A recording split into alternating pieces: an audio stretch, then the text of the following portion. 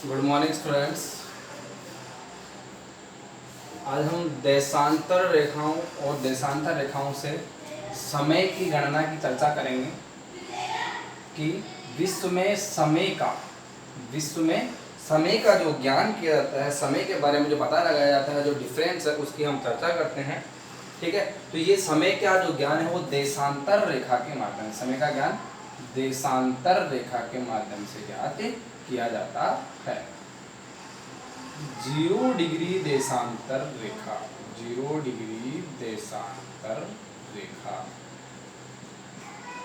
जिसे हम Greenwich line भी बोलते हैं, ग्रीनविच लाइन या ग्रीनविच रेखा भी बोलते हैं।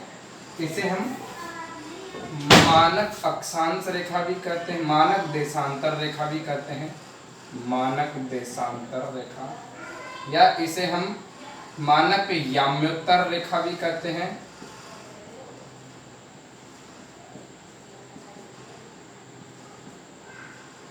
पूरे विश्व के समय का निर्धारण, विश्व में समय का निर्धारण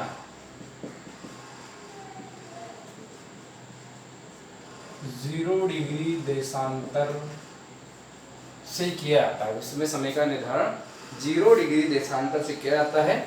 ये रेखा लंदन के निकट,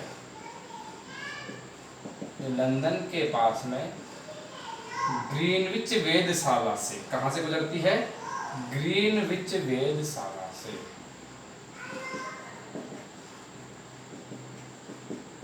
ग्रीनविच वेधशाला से, यहाँ लंदन की हम बात करेंगे।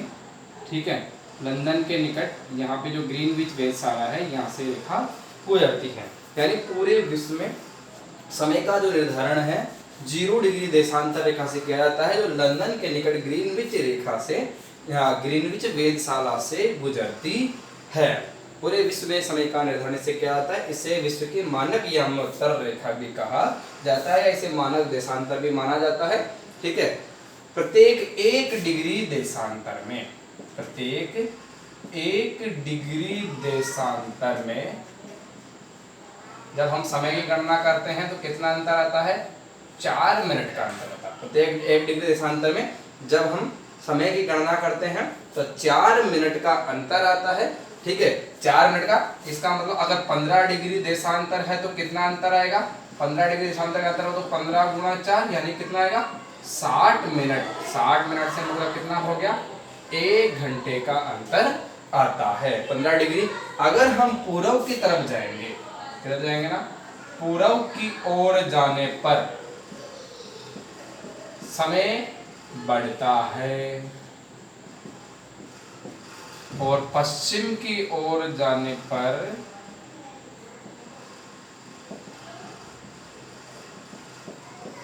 समय घटता है। तब देखना, पूर्व की ओर जाने पर समय बढ़ता है। जैसे यहां से हम पूर्व की ओर जा रहे हैं तो क्या होगा ना, समय बढ़ेगा। और जैसे ही हम पश्चिम की तरफ जा रहे हैं, पता है हमें इधर पूर्व और इधर पश्चिम है, जैसे ही हम पश्चिम की तरफ जा रहे हैं तो समय क्या होगा ना, घटेगा। जैसे हम पूर्व की तरफ जाएंगे समय बढ़ेगा, पश्चिम की तरफ जाएंगे तो समय घटेगा। देखो, अभी हमें देशांतर रेखा से जो समय की गणना जो हमें करनी है, समय की गणना करने के लिए आपको क्या करना है, इस प्रकार से ये जो डायग्राम बनाकर 0 डिग्री देशांतर रेखा, ग्रीनविच रेखा, मानक देशांतर रेखा है, मानक याम्योत्तर रेखा, ये आपको लिखना है। फिर आपको पहला पॉइंट लिखना है, विश्व में समय का निर्धारण 0 डिग्री देशांतर रेखा से किया जाता है, जो लंदन के निकट, कहां से गुजरती है? लंदन के निकट ग्रीनविच वेधशाला से गुजरती है। फिर आपको दूसरा लिखना है कि प्रत्येक 1 डिग्री देशांतर में 4 मिनट का अंतर होता है, यानी कि 15 डिग्री देशांतर में कितना? 60 मिनट या 1 घंटे का अंतर होता है। तीसरा पॉइंट आपको लिखना है, पूर्व की ओर जाने पर समय बढ़ता है, पश्चिम की ओर जाने पर समय घटता है। और चौथा पॉइंट आपको जो लिखना है कि भारत का मानक याम्योत्तर, भारत का मानक याम्योत्तर क्या है? 82.5 डिग्री, 82.5 डिग्री पूर्वी देशांतर है। भारत का मानक याम्योत्तर कितना है? 82.5 डिग्री पूर्वी देशांतर, जो इलाहाबाद के निकट नैनी नामक स्थान से गुजरता है। भारत का मानक याम्योत्तर 82.5 डिग्री पूर्वी देशांतर है, जो इलाहाबाद के निकट नैनी नामक स्थान से गुजरता है, जो इलाहाबाद के निकट नैनी नामक स्थान से गुजरता है। तो आपको डायग्राम बनाना है और फिर ये 4 पॉइंट आपको लिखकर याद करने हैं। जब आपको ये 4 पॉइंट याद हो जाएंगे उसके बाद आपको देशांतर से किस प्रकार समय का निर्धारण किया जाता है वो भी आपको आने लगेगा। ठीक है, तो 4 आप ये पॉइंट याद करोगे। विश्व में समय का निर्धारण 0 डिग्री देशांतर रेखा से किया जाता है। ठीक है, जो लंदन के ग्रीनविच वेधशाला से गुजरती है। प्रत्येक 1 डिग्री देशांतर में 4 मिनट का अंतर होता है। पूर्व की ओर जाने पर समय बढ़ता है, पश्चिम की ओर जाने पर समय घटता है। भारत का मानक यामोत्तर 82.5 डिग्री पूर्वी देशांतर। इसे अगर हम लिखना चाहें तो ऐसे लिखेंगे 82.5 डिग्री, यानी कि 82 डिग्री 30 मिनट पूर्वी देशांतर। देखो इसको 50 नहीं लिखेंगे, ध्यान रखेंगे, तो लिखेंगे 30 मिनट, क्योंकि 1 मिनट 30। ठीक है, 1 मिनट में 60 सेकंड होता है। इस प्रकार से हमने 1 मिनट का 1 डिग्री का आधा का कितना होगा 30 होगा। इस प्रकार से आपको लिखना है। ठीक है, अगर अब हम चर्चा करें कि देशांतर रेखाओं से समय की गणना कैसे की जाती है। देखो देशांतर रेखाओं से जो समय की गणना की जाती है, या तो हम बात करें 1 घंटे का अंतराल लेंगे तो 15 डिग्री के गुणांक में बढ़ेंगे। ठीक ना, सब जगह अलग अलग मानक यामोत्तर था। जैसे भारत का 82.5 डिग्री, क्योंकि भारत के लगभग मध्य से, जिस देश के लगभग मध्य से गुजरने वाली जो रेखा होती है उसके हिसाब से क्या किया जाता है, मानक यामोत्तर माना जाता है। जैसे कि आगे हम चर्चा करें। ठीक है, जैसे यहाँ मैं उत्तरी अमेरिका बना रहा हूँ ना, उत्तरी अमेरिका महाद्वीप। आपको मैंने पहली क्लास में बता भी दिया था वैसे कि महाद्वीपों के बारे में चर्चा हमने की थी।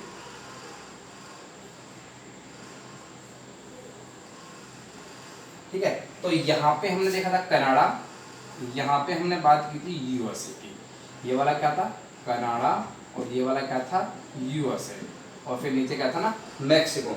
देखो कनाडा और मैक्सिको, यहाँ का देशांतरी विस्तार ज्यादा है। ठीक है, तो देशांतरी विस्तार यहाँ का ज्यादा है, तो यहाँ से लगभग 4 या 5 मानक देशांतर रेखाएं गुजरती हैं। अगर हम भारत की बात करें, यूएसए की बात करें, तो यहाँ से भी लगभग 4 या 5 मानक देशांतर रेखाएं गुजरती है। अगर हम भारत की बात करें कि भारत में हमने 82.5 को ही क्यों माना है, ठीक ना, कि भारत में हमने 82.5 को ही मानक यामोत्तर क्यों माना है, अगर हम इसकी चर्चा करें, देखना इस प्रकार से अगर हम बात करें,